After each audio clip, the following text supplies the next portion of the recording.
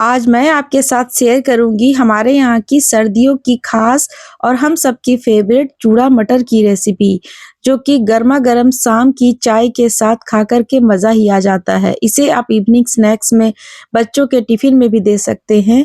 तो चलिए स्टार्ट करते हैं बिहार यूपी की फेमस चूड़ा मटर की रेसिपी। इसे बनाना बहुत ही आसान है। तो इसके लिए मैंने यहाँ पर सबसे पहले गैस को किया है ऑन। कढ़ाई चढ़ा करके हम यहाँ पर डालेंगे सरसों का तेल। तो मैंने यहाँ पर 1 टेबल स्पून सरसों का तेल डाला है। इसके बाद हम इसमें 4 सूखी लाल मिर्च डालेंगे। मिर्च आप अपने हिसाब से कम या ज़्यादा कर सकते हैं। थोड़े से कड़ी पत्ते, जब ये कड़ी पत्ते चटक जाए तब हम इसमें 1/4 टीस्पून के करीब इसमें डालेंगे हल्दी। इसके बाद हम इसमें डालेंगे 1 कटोरा चूड़ा। यहाँ पर चूड़ा आप अपने हिसाब से कम या ज़्यादा ले सकते हैं। इसके बाद हम इसे बढ़िया से पहले भून लेंगे। हमारे यहाँ तो इसे चूड़ा कहते हैं, आपके यहाँ इसे क्या कहते हैं मुझे कमेंट करके ज़रूर बताइएगा। वैसे बहुत लोग इसे पोहा कहते हैं। तो इस तरीके से मैंने यहाँ पर चूड़ों को बढ़िया से भून लिया है।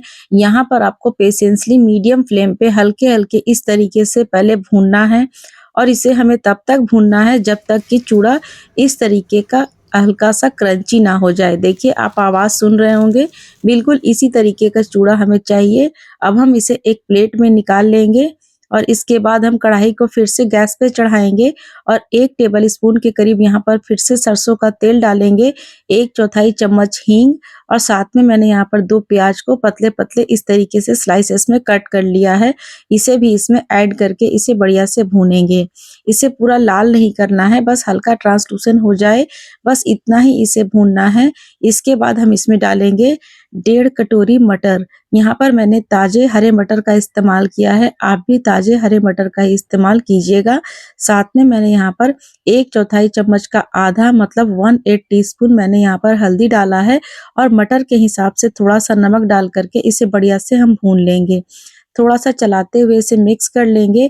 इसके बाद हम इसे ढक देंगे ताकि मटर बढ़िया से सॉफ्ट हो जाए।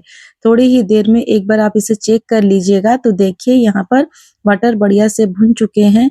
इस तरीके से जब आप इसे चेक करेंगे ना, तो देखिए इस तरीके से मटर बढ़िया से सॉफ्ट हो चुके हैं। इस तरीके से मैंने इसे चेक किया तो देखिए काफ़ी अच्छे से ये मैश हो जा रहे हैं, मतलब मटर हमारा बढ़िया से पक चुका है। अब हम यहाँ पर डाल देंगे भुना हुआ चूड़ा को और इसके बाद इसे भी हम बढ़िया से मिक्स करेंगे। यहाँ पर पहले अच्छे से आपको चूड़ा और मटर को बढ़िया से मिक्स करना है, मतलब 1 से 2 मिनट तक आप इस तरीके से इसे फिर से भून लीजिएगा।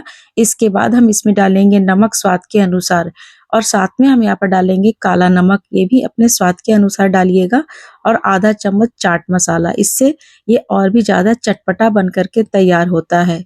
चूड़ा में मैंने नमक का इस्तेमाल नहीं किया था, लेकिन मैंने मटर में नमक का इस्तेमाल किया था, तो उसके अकॉर्डिंग ही आप यहाँ पर नमक का इस्तेमाल कीजिएगा। तो देखिए हमारा ये चूड़ा मटर बन कर के तैयार हो गया है। तो चलिए अब हम इसे सर्व कर लेते हैं और ये चूड़ा मटर आप शाम के टाइम में गरमा-गरम चाय के साथ सर्व करेंगे ना, तो मज़ा ही आ जाएगा और इसे आप एक बार ट्राई ज़रूर कीजिएगा। विंटर ख़त्म होने वाला है, मटर भी मार्केट से जाने वाला है, इससे पहले आप इस रेसिपी को ट्राई ज़रूर कीजिएगा और ट्राई करने के बाद आपको ये रेसिपी कैसी लगी मुझे कमेंट करके ज़रूर बताइएगा। और चलिए मैं तो चली चाय के साथ इसे एंजॉय करने के लिए। और अगर आपको मेरी आज की ये रेसिपी पसंद आई हो तो वीडियो को लाइक ज़रूर कर दीजिएगा और अपने फ्रेंड्स एंड फैमिली में शेयर भी ज़रूर कर दीजिएगा। ऐसे ही आसान रेसिपीज़ के लिए अगर आपने अभी तक रिंकू किचन्स को सब्सक्राइब नहीं किया है तो प्लीज़ चैनल को सब्सक्राइब करके बेल आइकन को प्रेस ज़रूर कर दीजिएगा, ताकि आपको मेरे आने वाले नए-नए वीडियो के नोटिफिकेशन सबसे पहले मिल सकें। मैं रिंकू मिलती हूँ एक ऐसी ही आसान सी रेसिपी के साथ। तब तक के लिए thanks for watching, take care, bye bye.